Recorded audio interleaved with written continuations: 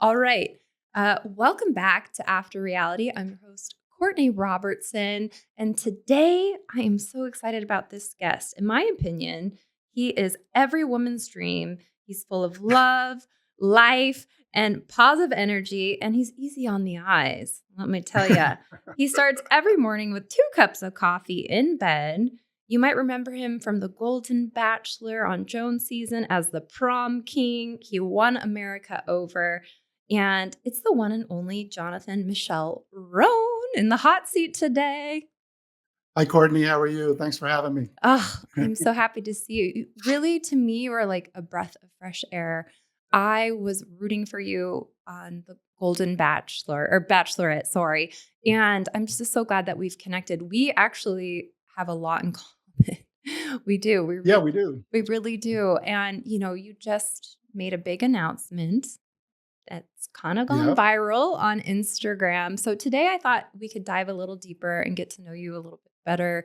Sure. Um, so you released that you are currently single, and the last that the viewers saw of you, well, you just did a guest spot on the latest season, the prom date, which I thought was like, oh, he's back on TV. But at the after the final rose, you announced to the world that you were in a relationship and you were happy. And when you did that, I was like, yes, I'm so happy for him. This guy is like just has a heart of gold. But I'm sure hearts were breaking across America too, because we all fell in love with you and your story. So you just announced your breakup, which is, I believe it's been 3 months together with Michelle, and you're trending. I mean, you've gone viral. You've got, oh my gosh, let me look at my notes. I mean, you've got over 600 comments and like 80,000 views. I mean, I'm sure your phone is just exploding. So I want to dive into that and hear a little bit more about how you're doing. I'm sure navigating a public breakup isn't easy. And so how are you doing today? Gosh, thanks for asking me about that. You know what? I'm doing really good today. It's been some time. I mean, like the announcement happened, but that wasn't like when the breakup happened. It's been probably maybe a month and a half or so to kind of just go through a lot of things in your mind and heal on both of our sides for Michelle and I both.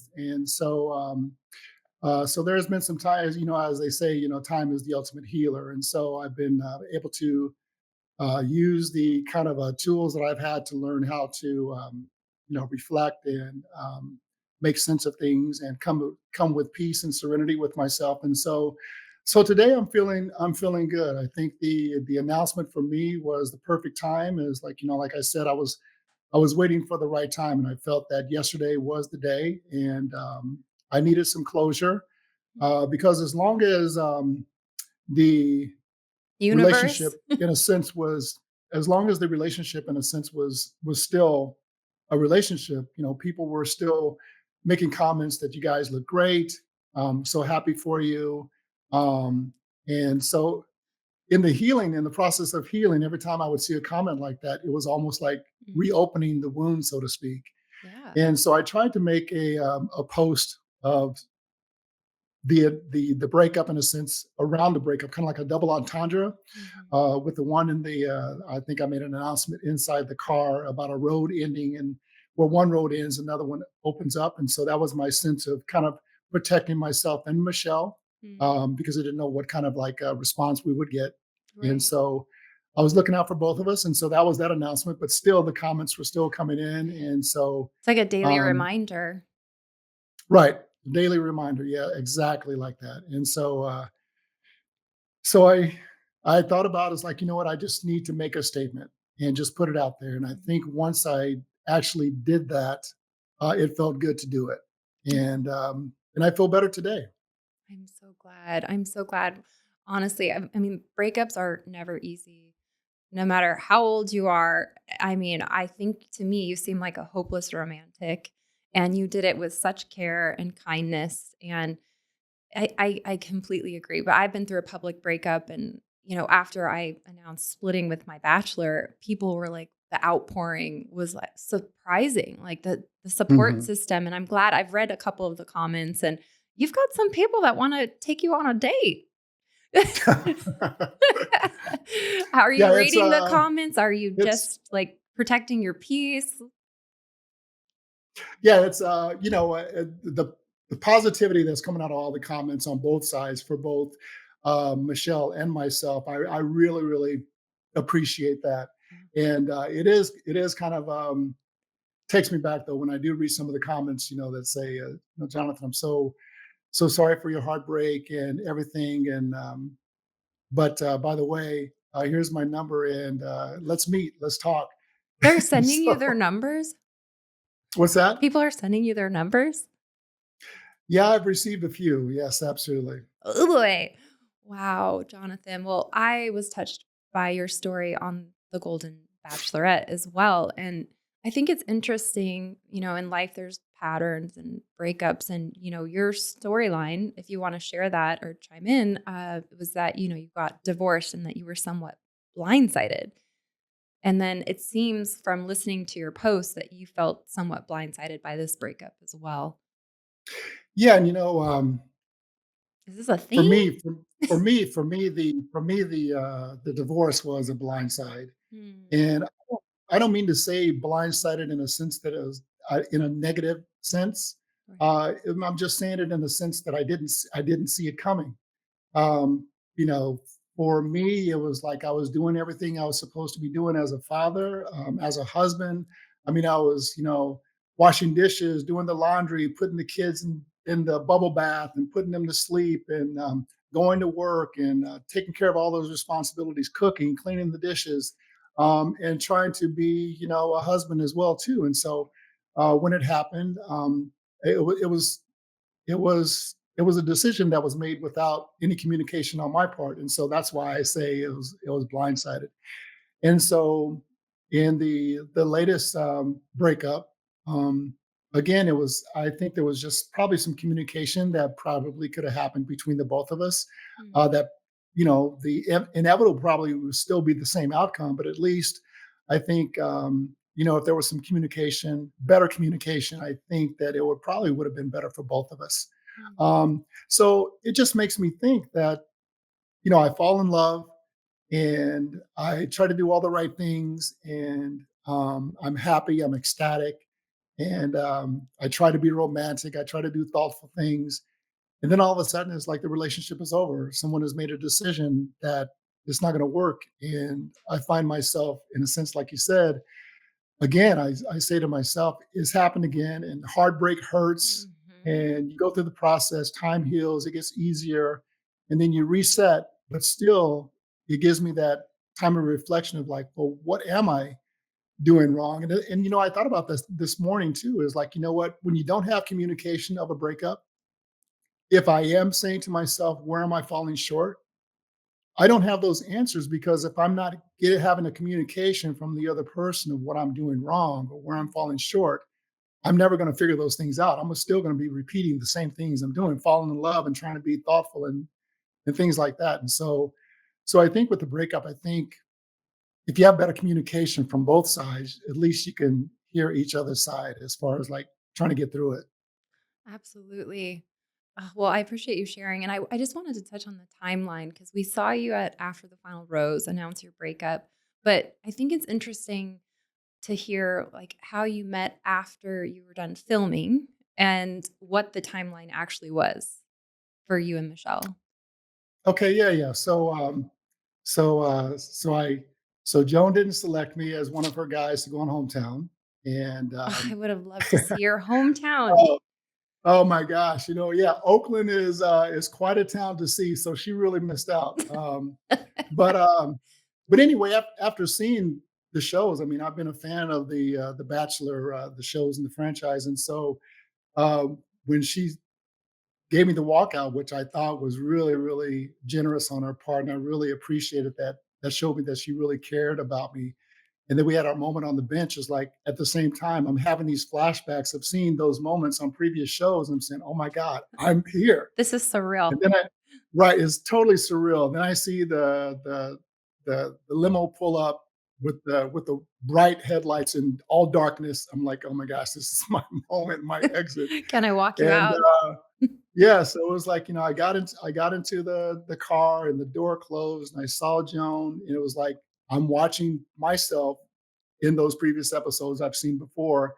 And so when I came back home, it was like, I had my tail between my legs, so to speak. It was like, I started this journey looking for love and I was excited that Joan was selected and I was hoping that there was going to be a connection and there wasn't. And so when I came back home, it was like, you know what? I really want to fall in love. I want to find someone. And so I got on social media and I came across Michelle and I reached out and I think it was like a week or two. She actually responded back to me, and that was like I think the 17th of July. And I couldn't tell her anything about that I was part of the show because of I disclosure. And so, of course, one of her first questions in our first conversation was, "Hey, let's connect on our social media, Instagram and Facebook," and which I couldn't. And so I told her that I couldn't, but I couldn't tell her why I couldn't. Oh, And you're like, red so flag. I think she was probably thinking I was being a little shady. Um, but when the cast reveal came out, I was able to say, well, hey, this is actually what I'm a part of. And so I told her that I was on the Golden Bachelorette and that the premiere was going to be on September the 18th. And so we're talking about that because we had never met yet. And so she was excited about the premiere and she came up with this great idea and say, how about I come to your party? And completely surprised me Ugh, because that's something that I would do. I would be impulsive, yeah. meeting someone new and flying out to meet them. And she did that to me. That really, really touched my heart. So the And first time so you're meeting, she's coming to watch you as a contestant. That's also says, first of all, I just want to touch on like for you coming back from filming, you come back and you almost have like whiplash, like what just happened? And then for you to put yourself back out there so quickly tells me that you are there for the right reasons. They always talk about right reasons and that you genuinely are ready to find, your person. So, yeah, yeah. And to give you a little context, when the idea of being on the show, because I hadn't committed to the show yet. And so when I thought about that, I completely got off all dating sites because I said, you know what? I don't want to be distracted with any other conversations with or any other pictures of images of someone who I think might be in my life because I want to make my heart and my soul clear, a clear slate to brilliant. meet to meet Joe. Because if there was going to be a possible for a love connection, I wanted to be 100% transparent. The decks are And clear. so, You know, people come out of the woodworks and clearly your side of the street is clean, which I think is very important. When absolutely, you're like absolutely. for So, anybody trying to find love, before I met my yeah, husband, I did the same thing. I was like, I got rid of stuff that reminded me of people. It was like you just clean house and just clear the table.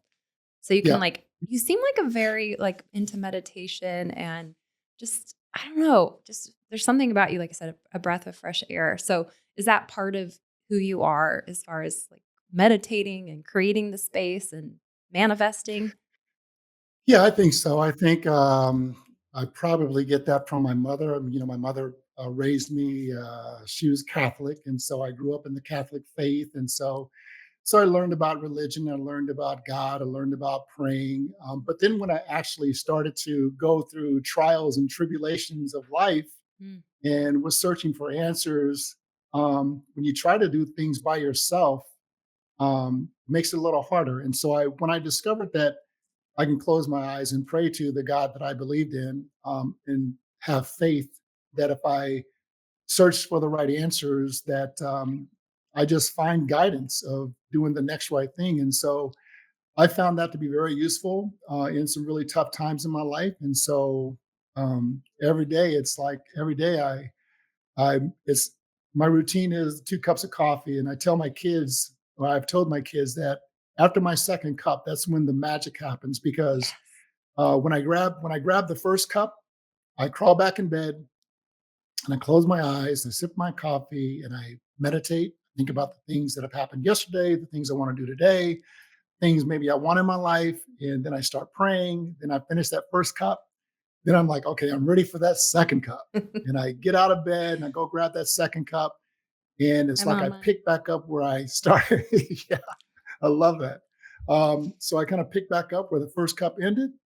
And then after I take my last sip of that second cup, I'm like, you know what? I've got all the answers I need to do today. I'm inspired. Mm. And then I get out of bed and I start my routine and the magic happens. You should so you're telling me I just had my last sip of coffee. I love coffee mugs too. Like this one is the one I drink out of the most. My kids put a glow Right. in the dark star. You probably remember that. So you're telling me the magic's about to happen right Oh, here. the magic's already happened. Can't It you feel it? I can feel it. I really can. So to circle back and kind of wrap up this breakup announcement, what do you feel Yeah. comfortable sharing? How long were you together, and how did it kind of come to an end? If you're comfortable sharing that. Yeah, I just want to make sure that I value the relationship that Michelle and I had, and I just want to make sure that whatever I say or how I say it is Mhm. going to, make sure that we're both protected. I don't want to say Yes. anything that's going to make any one of us uncomfortable once Right. this airs. And so, in a sense, the timeline of our relationship, when I think about it, it seemed that we were longer together than we were. Yeah. Um, It was so from the also long premiere, distance, right? You were doing long distance? yep, yep, yep. She's in San Francisco, Sausalito, and so I'm in Oakland, not California, but Oakland, Iowa. And so we discovered, a trip on United is, you can do a 4 hour, 5 hour trip direct, and so we're like, oh yeah, that's manageable. So anyway, so Right. the timeline is that from the premiere date of September the 18th, when I actually picked her up from the airport for the first time, That's so that wild. was a hit or that was a hit or miss. Either we're gonna click or we're not. And so That's like we kind of a lot clicked. of pressure. What's that? It's a lot of pressure to like meet somebody for the first time. It's also your premiere date. She's just Yeah, flown to see you. yeah, That's brave. I commend her. yeah, yeah, yeah. I mean, yeah, yeah. So do I. And I mean, from the moment we first met, we just clicked. Her energy and my energy, we both have very youthful, playful spirit. She has this great, beautiful smile and this great personality. So we just clicked. And so Ugh, so from September the 18th, so September 18th, I would say October 18th, November 18th, December 18th to the end of December. So that's like 3.5 months. And then the breakup actually happened around, I would say, like the first week of the new year. And so it was about a 3.5 month relationship mm, that to me seemed like it was much longer than that. But now when I can look back at it in retrospect, I mean, a lot happened in 3.5 months. yeah. The premiere, I went back for the Dances with the Stars Oh, yeah? cameo, so we met back up in there. I went back for the Men Tell All. I went back for Thanksgiving. I went back for a Halloween get together, and so I've there been was a lot following that along on happened, social traveled media. back and forth in three Mhm. and a half months. Yeah, so there was a really really strong connection, and things were moving forward, and so when the breakup happened, like I said, is like I didn't see it coming, and so I Mm, had to make sense of it. And so it's been painful for both of us. Now that I can understand her side of the story, yeah. and my heart cares for her heart. And like I said in my statement, is like I hope and wish the best for both of us as we move forward. So What else could I'm so happy that you've taken it so well, and, obviously, if you're listening to this, just give Jonathan some love and support, and also don't be mean. Right? People always like to pick sides, but right. this sounds like a very healthy split. So, well, Jonathan, thank you for sharing that. And Yeah, yeah, absolutely. we're in the trust tree. I wanted to just kind of get to know you a little bit better. And, you and I both have Native American in us, and I'm part Cherokee and believe it, you're what, Chippewa? Yeah, Chip- my mother's side, Chippewa or Ojibwe, and then on my father's side, from what I understand, is Blackfeet.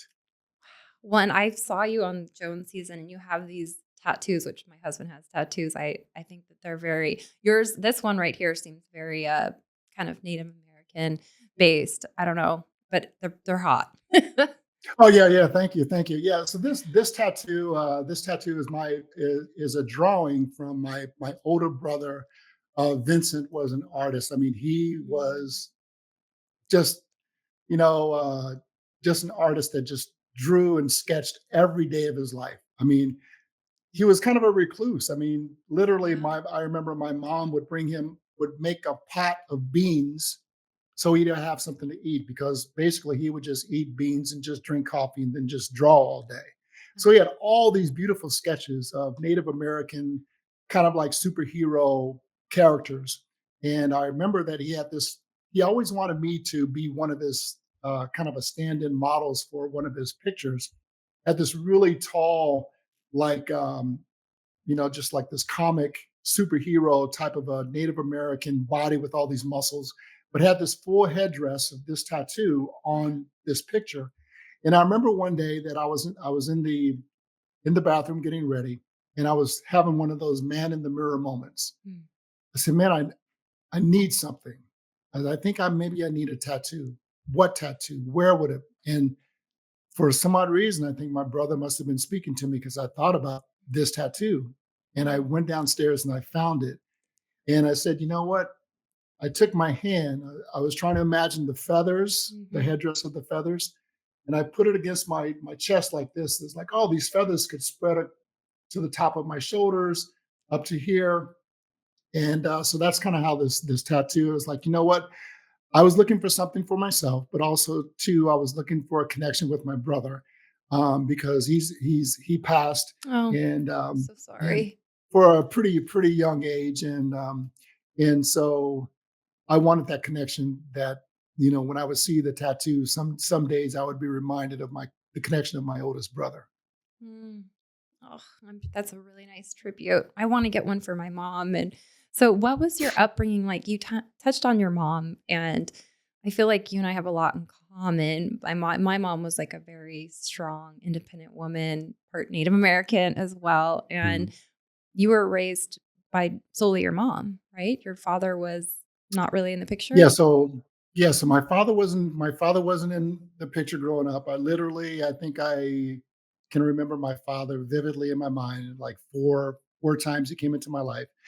So my mother was a single parent, and she had a strong relationship with her mother, my grandmother Mary.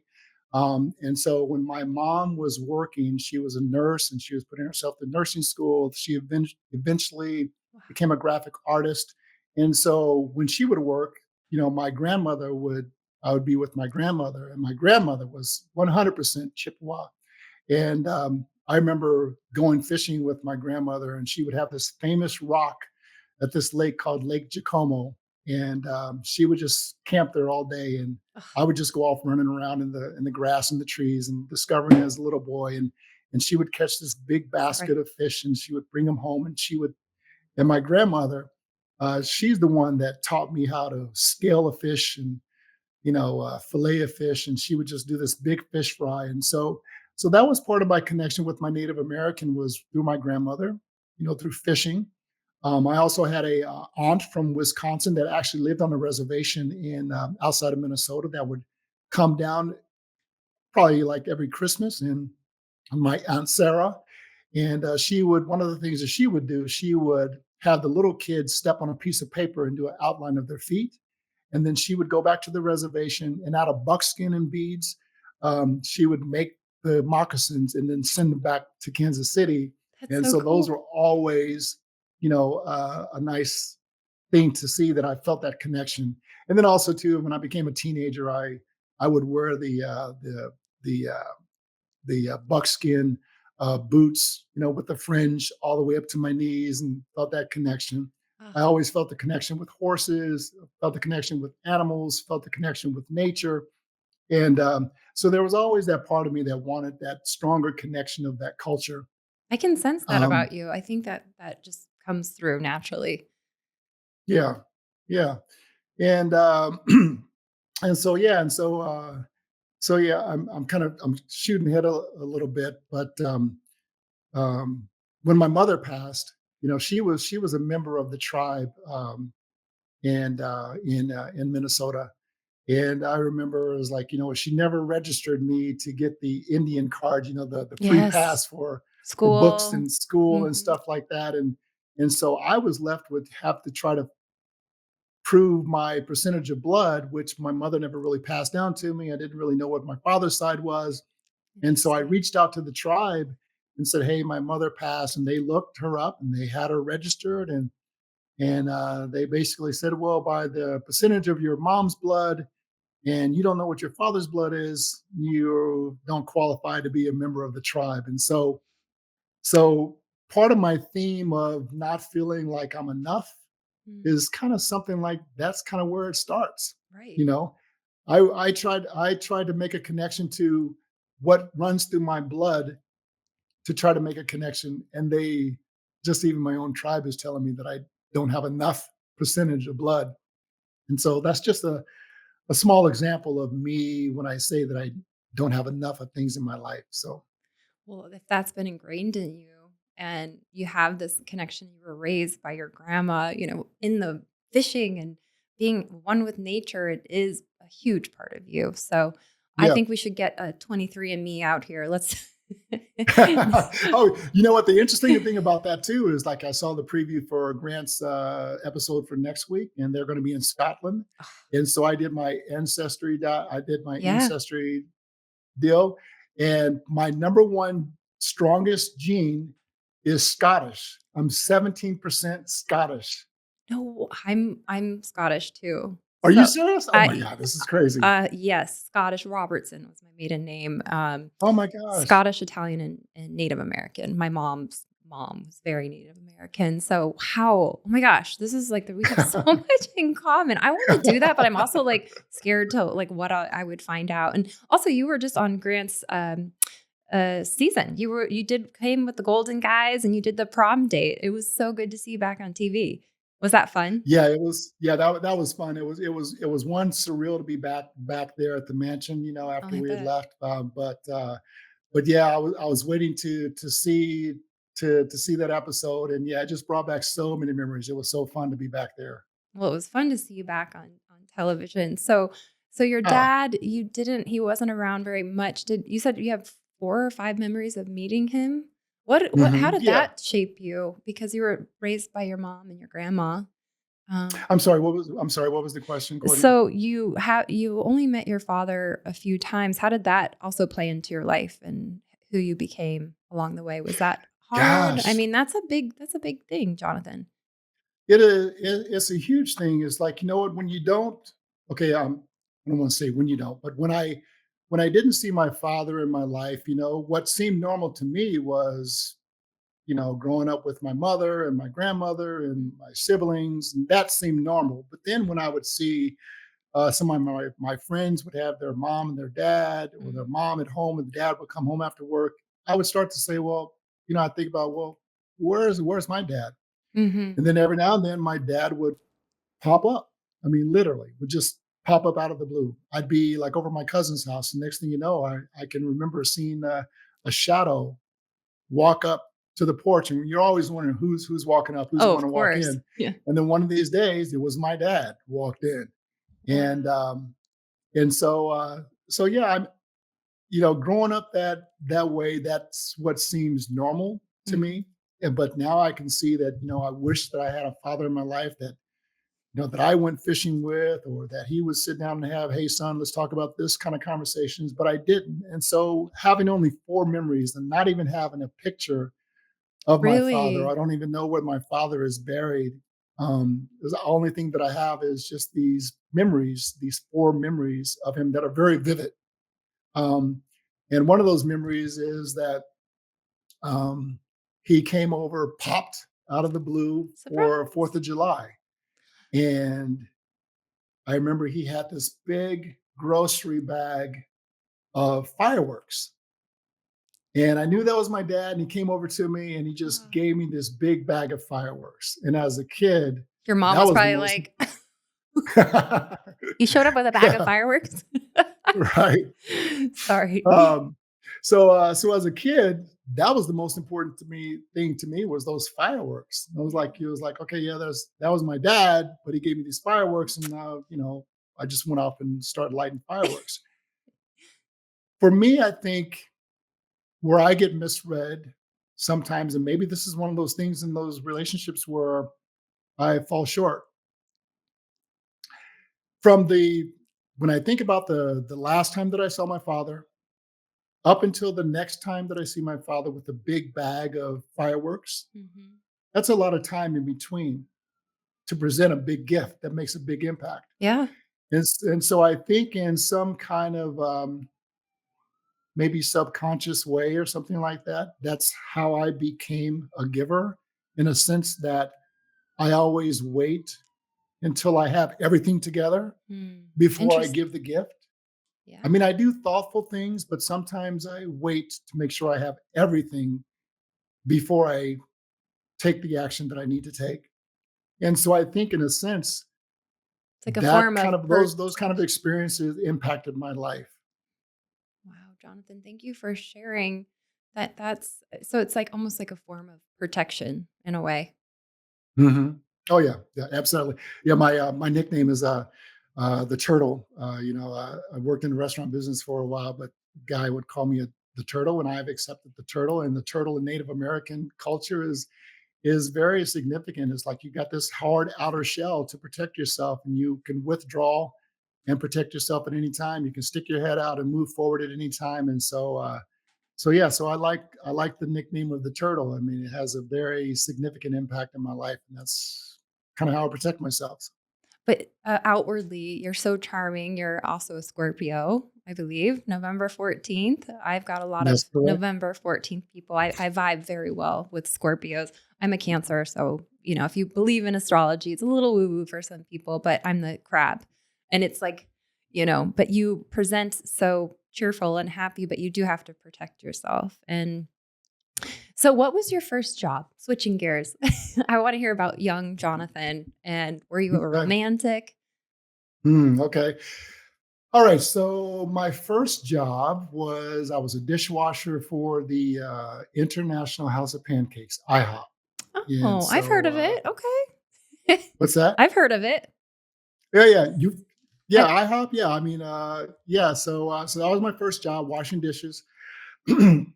Kind of my intro into the restaurant business and things like that. Mhm. So over time, eventually I kind of worked through the stages of actually cooking for IHOP. And one of the things that I felt that I made my mom proud of is like there was this, when you make an omelet, there was an omelet. I think that was called the Denver omelet, where you put in like Mhm. green peppers, red peppers, onions, everything, and you put it in a bowl, and then you take the bowl and you throw the eggs up, and the eggs would go up and down, and then you just spread them on the griddle. And so I remember my mom came in one time, and I was so excited for her to see me do that. Um, and um, and so yeah, so that was like my first job, and I remember I I thought about this morning, thinking about this is that when I would come home from that job, I'd had these shoes called, I think they were Earth shoes, Mhm. and they'd have these big grooves on the bottom, and I'd come home and I'd have all this smashed up pancakes or whatever was on the floor, Smelled like and I had syrup. two. What's that? Smell like IHOP. Smell like syrup.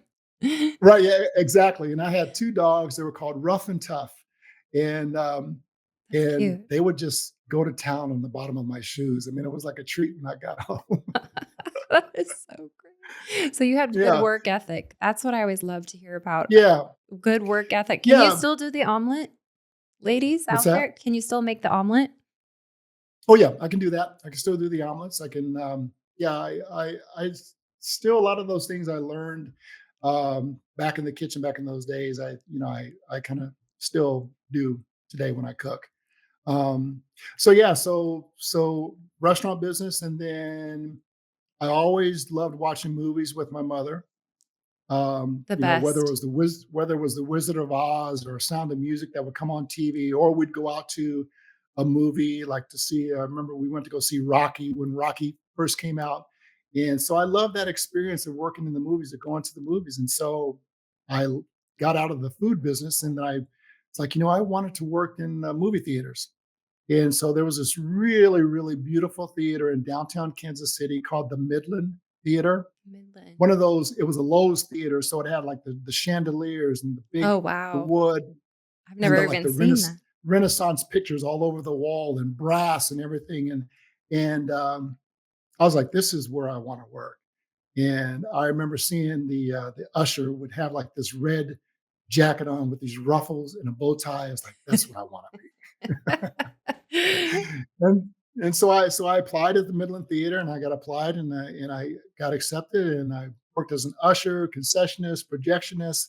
I got to open the theater, got to close the theater. Um, it was through the theater that, like when Star Wars first came out, that was very exciting to be part of that. I remember Jodie Foster had an opening premiere or something like that, and she pulled up in a limousine, and she was at the Midland Theater. I met Cab Calloway at the Midland Theater. Um, What? so so I love the theater business, and so Well, you yeah, have so that was. Hollywood good looks. I mean, have did you ever think about acting? I know you've done some modeling and stuff, but that's interesting that you worked at the theater and you met these celebrities. Did you feel like you could be an actor? I think maybe in a small sense, I think that started to maybe start to call my name, so to speak, because Mhm. I would go down the theater to make sure no one was smoking. I'd have my flashlight, In the you theater? know, Yeah, yeah, yeah. Back then, I mean, people would try to smoke in the theater. I mean, you're not supposed to smoke in the theater, but people would smoke in the theater, and as an usher, you'd have to tell them, "Hey, put your cigarette out." Wild So, Wild so, West. so I had to patrol the theater, walking down the aisles to make sure people didn't have their feet up on the seats. So, part of that routine or part of that responsibility of going through the theater is that, what, I couldn't help but not notice what was happening on the big screen Yeah. and hearing the interactions of the audience. And so, in a sense, that I think that became a part of me. And you know, I think it's at some point, I can't remember exactly when, but it was like I did feel like I wanted to be an actor, and so I started to kind of like search that out, and I liked the idea of the method actors. I liked Brando. I liked Mhm. De Niro, James Dean, and so I sought De out like Niro's. the method acting. What was method acting about? Stanislavski, and I wanted to be a part of that. I wanted to like, gosh, I want to go to New York. I want to study acting, but I'm in Kansas City. So I searched out acting schools in Kansas City to see if there was anything close, and there Oh, was a no place way. called the Backstage Workshop, and the teacher's name was Jerry Funk, and he actually lived in New York as an actor for a while and had this small little space of like maybe 15 like theater seats. And you would go in and you would prepare your scene, and then you would get critiqued by your students or Wow. and then you get your overall critique by Jerry. And so in a sense that was the same kind of setup from the actor studio in New York. And so that was the closest thing that I had to be connected to that. And I felt, for me, it was not only like acting, but for me it was almost like therapy in a sense. Yeah. I was kind of stepping outside of my shell. Do you remember how old you were at this time? Okay, so I moved to Omaha, Nebraska from Kansas City in '89. So I was probably in my mid 20s, something like that. Wow. Early 20s, mid 20s. And then in high school, did you have, an interest in it as well? Did you ever do theater? Were you a jock? I mean, you're very tall. I imagine that you played sports and that you were really good at sports. Yep, I played basketball. Basketball was my sport of choice. I played a little bit of football. I quickly got out of that because I remember one routine I had to. The coach was upset with the team because we weren't playing defense in our last game, and so we had this drill that you put the ball in the middle, and you'd have a guy on each side, and he'd blow the whistle, and whoever gets the ball first tries to outrun the defender. And if you didn't get the ball, you better make sure that you tackle this guy and you tackle him hard. And so I went Mm. against this guy that was much smaller than me, and he got the ball, and I hit him so hard that He was unconscious for a while, and No. there was this moment of silence where we're sitting around going like, "Oh my God, what happened?" And I knew at that moment that I didn't want to play a sport where I could actually hurt someone like that. So Mm-mm. I just stuck to basketball, and so basketball was my sport of choice. And I think I might have been maybe 6'2" at the time, the tallest guy at the on my team in the small Catholic school. I was the center, so I was the tallest guy. Um, my high school coach, to this day, is in a sense was like my father figure, Oh. and we stay in contact to this day. His name is Wayne Van Dyne, and I just call him Coach. And one, gosh, I was about to get emotional here for a second.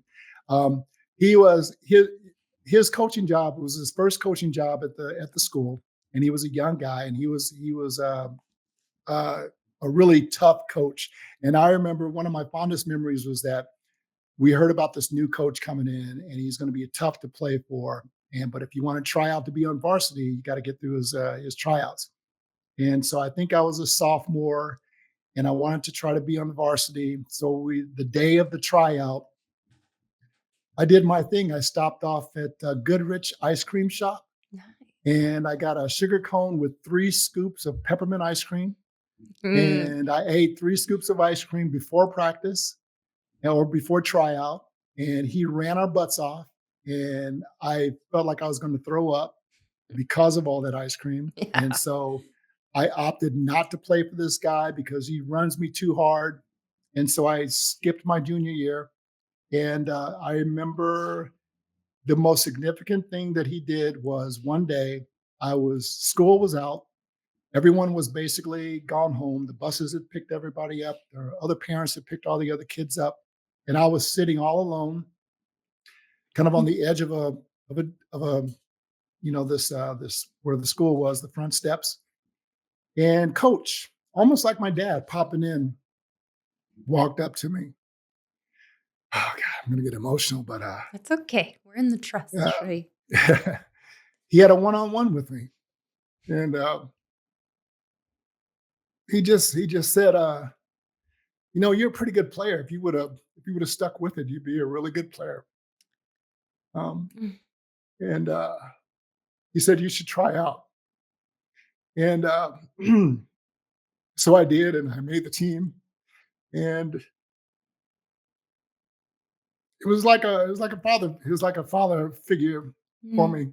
And he and his wife to this day, I mean, we keep in contact with each other. And his wife would make lasagna and spaghetti Ah, dinners for the team, and so that was such a very impactful part of my life. That those being part of the basketball team, and so I value that relationship with Coach. mm. Um, they always want to make sure that I'm happy, especially when it comes to relationships. So Did he watch you on the season? I'm sure he's yeah, probably in your yeah, corner, yeah, and we all need that, especially like you said, your father wasn't he was popping in and out, and to have that guiding light is that's huge. I mean, yeah. I was horrible at school. I played basketball as well. Um, and I just remember always getting called into like the camp or the counselors in the principal's office. My grades were failing. They would make you, if your grades weren't great, they would make you sit on the bench. You couldn't play. Right. You had to keep a certain amount of so it sounds like he was a kind of a not a counselor for you, but um so did you continue to play? I mean, you could have probably played in college, I would think. Yeah, yeah. I continued to play. I think my high school year, like my senior year, I was able to. I actually slam dunked once in a game, so that was a very Look at you. impactful moment of my career, of my basketball career. And so going into college when I graduated, I was hoping that I would get a athletic scholarship for basketball, which I didn't. Oh, And so shoot. I went to Rockhurst Business College in Kansas City. It was a business college. I didn't know that I was going to a business college, but I was like, I got accepted. And and so Rockhurst was mainly a soccer kind of a team, but they had a really good basketball team Mm. program. And so I remember I was going to try to be a walk on and Yes. try to get a walk on scholarship. And so I tried out, And I took everything that coach taught me, gave it my best shot, and I didn't make the team. And so here's the thing. I'm glad you brought this up because sometimes I feel I shoot myself in the foot because Mm, when things are wow. when probably some big impactful things are happening in my life or that could happen in my life, the time in between, I make a decision that changes the direction of that. And this was one of those moments. I was in business college, and I was going through economics, going into micro and macroeconomics, and I had this acting bug, and it was almost like mixing oil and water. I just was not connecting. And I had this one Jesuit priest in the macroeconomics that wouldn't let you interrupt his class or ask any questions. All of his diagrams were done in different colored chalk, Wow. and it was very regimen. And I'm like, you know what? This college I'm going to is pretty expensive. Every year I'm going to be this much in debt, and I want to do this, and I'm not connecting with these business courses, and so I dropped out of college, like my sophomore year, to think about trying to pursue acting. And that next summer, the basketball coach from Rockhurst College called me and said, "Hey, Jonathan, are you still interested in playing basketball?" And What?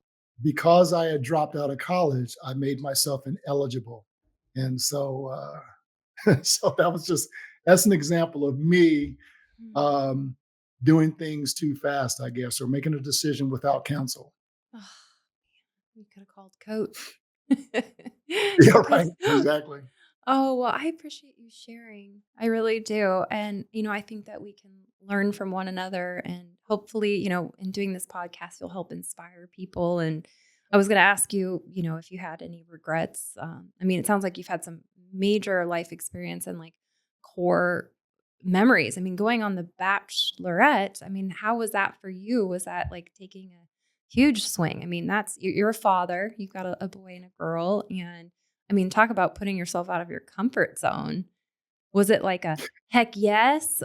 You mentioned you had watched other seasons, but how did that feel? You've lived Oh quite an gosh. interesting life. It To was switch gears here.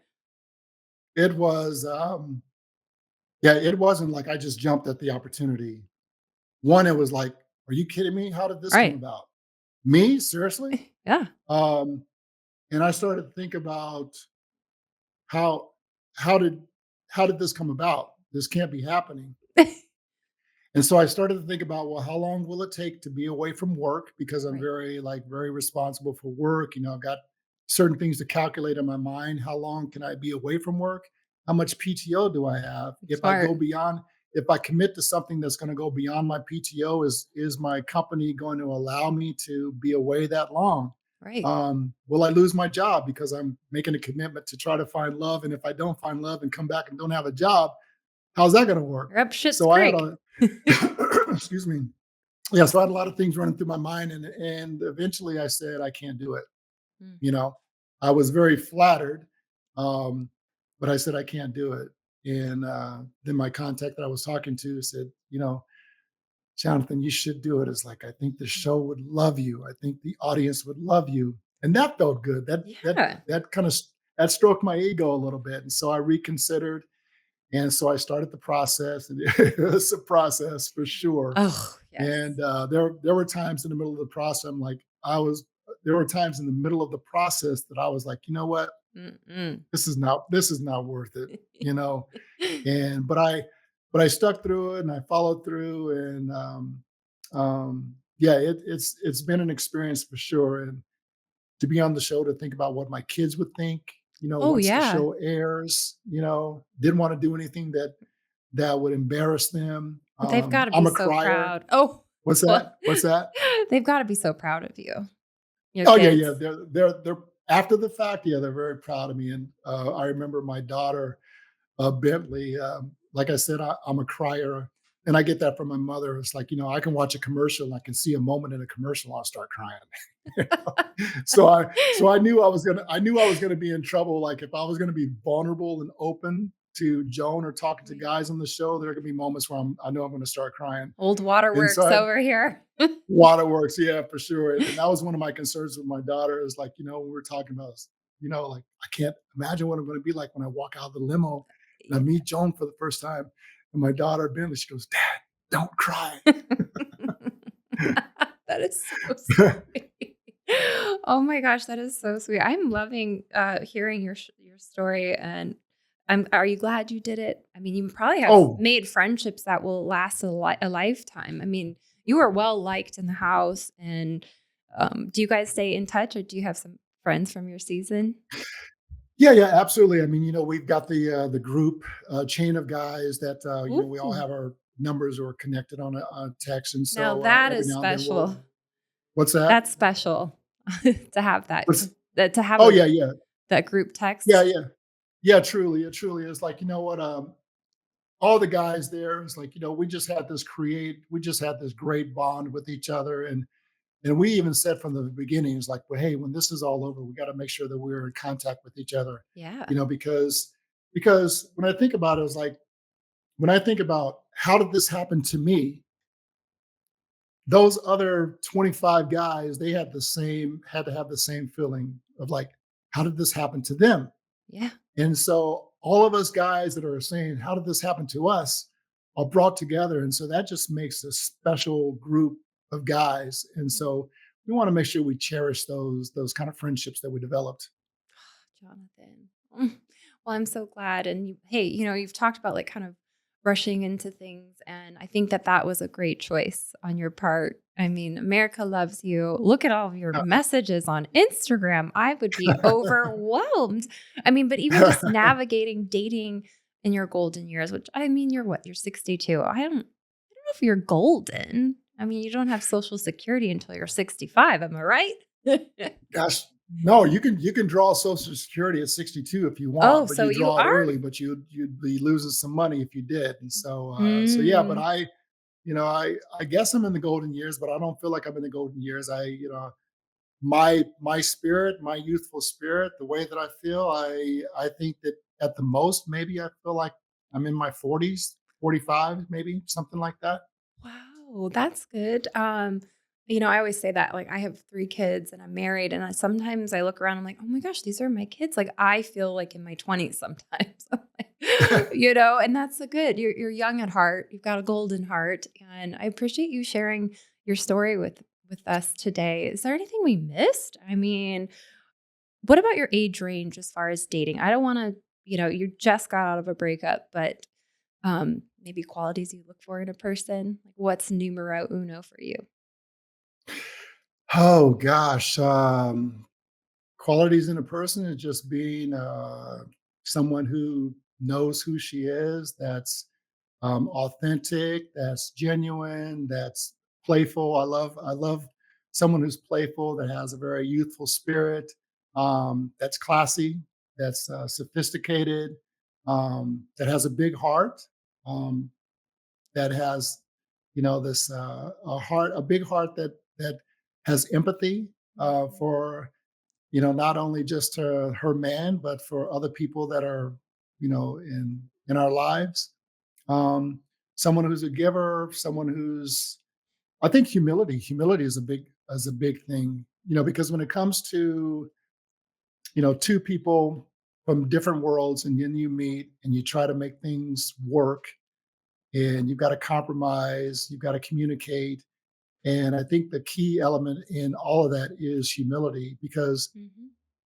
being single and being alone, there are things that I have to go through as a single person, that sometimes things don't happen the way I want them to happen or when they happen. And so I have to have the humility to accept that. Mm. Because once I find the acceptance of humility, I find strength to keep moving forward and to keep doing the next right thing. And then as long as I'm doing the next right thing, other things open up that if I continue to do the next right thing, I can take advantage of those opportunities. Yeah. But if I stay stuck in a closed mindset and other opportunities happen, I'm not going to be available to take care of those. And so I think in a relationship, I think if we're both kind of have that kind of mindset of humility, Mhm. we may go through ups and downs, but we know that we're going to stick together and work through things and have faith in each other. I think those are some key important elements. Well, you've got a good head on your shoulders. That shouldn't be too hard to find, right? Right, right, yeah, you would think so. Yeah. I mean, that's you just said it right there, ladies. I'm sure they're sliding into your DMs already, but that's really interesting, especially when you talked about at the beginning how when you went on the show, like kind of clearing the table and clearing the decks to for the universe to have that, clean slate. So it sounds like you're Right, doing the right. work. And is there any advice that you could give somebody that might be going through a breakup or having a heavy heart, like what you just went through, just like a little steps? Hmm. I mean, you talked about your morning meditation, you know, it's really hard sometimes to pick yourself back up and take another shot at love so quickly. And you've talked about like brushing in and that kind of stuff, but just any tips that you might have to help inspire somebody out there who might be hurting. Gosh, you know what? If anyone's been part of a breakup, we can all relate to and identify that it hurts. It Mm, really hurts to the core. Um, you know, Advice I would say is that, you know what, you've got to embrace it. You've got to mm. embrace the pain. You have to embrace the hurt. Because the longer I found that I resisted, it just made it more painful. The pain is not going to go away unless you accept it. And so you have to embrace the pain. You have to accept the reality of what it is. But then, just it it it it's tough, but when they say move forward, it's not just cliche. It's sometimes there were times where I didn't want to get out of bed. I Mm. just wanted to stay up under the covers and not do anything and just but it's like, you know what, you just got to do the next right thing. You put one foot on the floor, you stand up, you go make coffee, you go make breakfast. Sometimes the music that you love to listen to, like, I love listening to music, when I'm getting ready or work. There were times where I didn't want to listen to music. So I find Oh, myself that I didn't want to do those things that made me happy. So my advice is to, as much as it hurts to do the things that make you happy, do the things that make you happy. Listen to music, um, vacuum the floor. I love vacuuming the oh, me floor. That's too. one of my. Come over to my house. There's always something to vacuum. There's I Cheez-Its know. and Yeah, there'd probably be Cheerios. There'd probably be all kinds of little things on the floor. yes, I can come to imagine that those Arizona. those three those three little adorable kids of Oh, yours are absolutely mm. amazingly beautiful. Thank you. I love them. It's you're a father.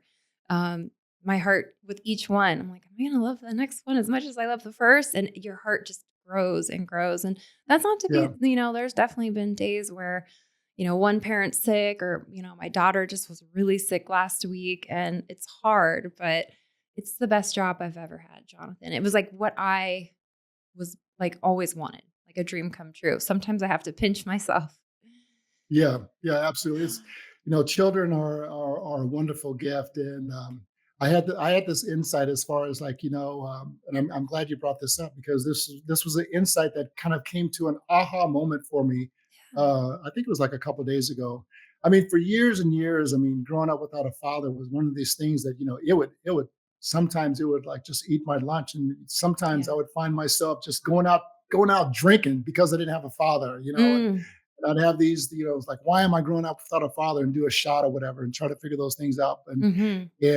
or missing out on the love of a father, and and and and learning from a father how to be a father. And so for me, being a father to these two amazing kids of mine has been such a blessing. Has been such a gift. I mean, when each of them were born, I'm like, oh my God, Yes. I'm so blessed. I'm so Yes. blessed, and um, and so when I feel that I've been stuck of like, well, how do I father? Because I wasn't taught by a father. I didn't have those kind of things, the structure to grow up. Um, this was my insight. My insight was all of these things that I'm figuring out how to do for the first time for my kids because of not having a father is probably the best gift that I've been given. Wow. Not having a father Mhm. is guiding me for answers to be the best father that I can be.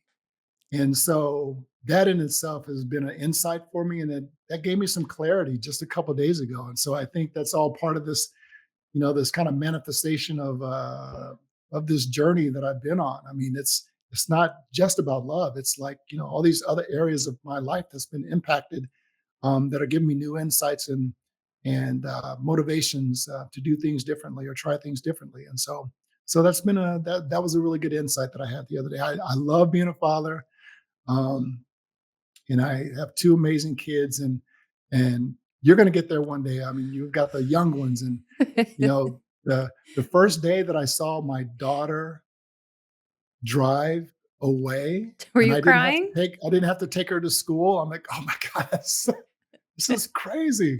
Um, Were you crying your eyes out? yeah, I mean, yeah, I did water up. That's for sure. But I'm like, wow, this is time flies. Time definitely flies. That's for sure. They do say that the days are long and the years are short, and I feel that. There's some days where I'm counting the hours so my husband gets home from work, and but then it's like trying to be present, and there's so many distractions in life right now. So, well, gosh, what a full circle aha moment. Thank you for sharing that, and I'm sure your dad would be very proud of you. And Absolutely. I Yep. lost my mom 5 years ago to alcoholism, and I had 3 kids. I met my husband, and she never got to know him or my kids, and that has been a very, very Mm, deep cut for me, and I know you've yeah. lost your mom as well. So, maybe Yeah. our moms are up there. Maybe that's why our Yeah. stars aligned. I don't know, but I just felt very drawn to you and to reach out to you, and, I've loved connecting with you. I appreciate you sharing your story with all of us. Yeah, absolutely. And Courtney too is like, that discovery that we felt with our mothers, or that we discovered with our mothers, is like, what, my heart goes out to you, because I know that, like we share, it's like, once you lose your mother, it's yeah, it does definitely hurts for sure.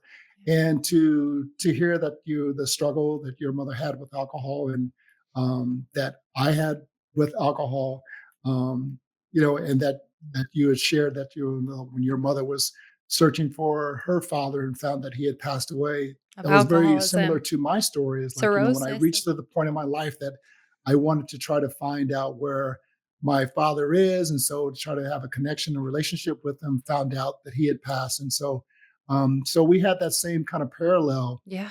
with your mother and myself searching for our father. And to think that your mother and my mother passed in the same year, so there's something definitely going on in the universe that brought us together to connect.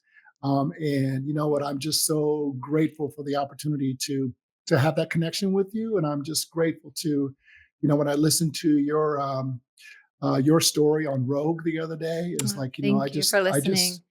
I just had so much empathy for your story and your experience, that it was like, what, gosh, it's like, I'm just really grateful, to have this opportunity to connect with you and to be your friend. Well, yes, you are. Yes, I would love to call you my friend. I will always be in your corner championing for you, anything you need. And to wrap up, I thought, we talked about a lot of personal stuff today. Maybe we could do a fun rapid fire. Are you down? I guess, yeah. Shoot away. Okay. This is our rapid fire with Jonathan Michelle Rone. By the way, middle name Michelle, is that Michelle, yep, is French. He's French. is that I thought so. Okay. Yeah. Let's get you in the hot seat. Rapid fire here. Oh, Okay, tell me about your first kiss. first kiss was underwater. I I think I was in grade school, and gosh, I remember I was just attracted to this girl, and she was attracted to me, and I think it was like in the summer. We went out for the summer program. They took us all out to a swimming pool, and we had our packed lunches, like, our cheese sandwiches and apples and whatever, and we were swimming, and we both knew that we had this attraction with each other. And I remember just being in the water, and being underwater, and just kind of swimming like Johnny Weissmuller like Tarzan trying to find her and holding my breath for the longest that I could. And all of a sudden I saw her. It's like we saw each other underwater and we just swam close to each other. And then we actually kissed underwater. No one saw it. So we both felt safe that no one saw us kiss. But my first kiss was underwater. Wow. Well, oh my gosh. You're not a water sign, are you? No, I don't think you are. That's interesting. Wow. You'll never forget your first kiss. Mine was Right. horrible. Spin the Oh bottle. no. All right. Well, I also love to do celebrity encounters, and I love a little celebrity Hmm, goss. Do you have any okay. celebrity encounters that you want to share? Oh my gosh. Think about I've it. had I've had so many celebrity encounters that it was like there's like I've had Jody, you talked about this Jodie brush this Foster. brush with celebrities like, okay, well, what am I got to be close to Yes. something. Um, Yes. okay, so celebrities, okay, like I mentioned earlier at the movies theaters, well, I didn't really meet Jodie Foster, but she was there, my close vicinity. Yes. Cab Calloway. I remember I was in Chicago well, I was with a little modeling group up there in Chicago, and I met Michael Jordan. Actually, shook Michael Jordan's hand. I What? remember he put his hand next to my hand, and his fingertips were like above mine. So I was like, wow. That's Um, a legend. Hello. yeah, yeah, yeah. He's my favorite. Well, Michael Jordan is my favorite player of all time. But before Michael Jordan, it was Dr. J, which I did get to meet Dr. J. Um, Wow. after high school, my mother put me through a basketball summer camp. You know, Mhm. she came up with the funds to make that happen. And but Oh. in the summer camp was Dr. J, the Iceman George Gervin. Back then, the Kansas City had a basketball team called the Kansas City Kings, and Scott Wedman was a great outside shooter. So I got to meet all three of those guys. But the highlight was Dr. J. The big afro, and um, let's Back see, then, you didn't have a cell phone I to met just take a picture, what's that? Yeah, back What's then, you that? didn't have a cell phone to just take a picture, you know? Oh yeah, yeah, yeah. I know. Yeah, right. Yeah, yeah, yeah. Darn it. Um, and I met Whitney Houston. Oh, I RIP. remember How was in Chicago she? when I was in Chicago with this modeling agency. Um, it was in between modeling jobs. It's like you got to find a job, and so I was working at the Meridian Hotel. It's the hotel where Oprah Winfrey puts up her guests, and I was Oh, working yeah. in the banquet department. And Whitney Houston had a release party or something like that. And I remember that after it was over, it was done, and I had to take some empty glasses of wine down to the banquet room. And so I got on the elevator, and Whitney Houston got on the elevator at the same time with me. She had Say what? this big fur coat on and these sunglasses on. I'm like, oh my god, I'm on the same elevator Did with you Whitney talk to Houston. her? That's it, It's crazy, she's, crazy. did you talk to her? No, I mean, no, I didn't talk to her. It was like, you know, it's, I Um, did well, one, I didn't know what to say, and then I was like, "Well, if I try to say something, am I gonna get rejected?" you could have married Whitney Houston. Oh my Yeah, gosh, those are some really good celebrity encounters. I yeah, remember I yeah. saw Shaq once at the gym. Talk about the hands and what Oh, just a mm, he's out of this world. I can Okay. imagine. Oh my gosh, I'm sorry, I lost my notes. I've got my rapid fires here. Celebrity crush, if you have one. A celebrity crush? Ah, I would have to say is between, oh, my battery's getting low, but I Oh, think it's we're gonna okay. be We're okay. gonna wrap right up real quick. Okay. Celebrity crush, I would say between, Halle Berry and Heidi Klum. Oh gosh, I love Heidi Klum. All right, favorite emoji. These are fun.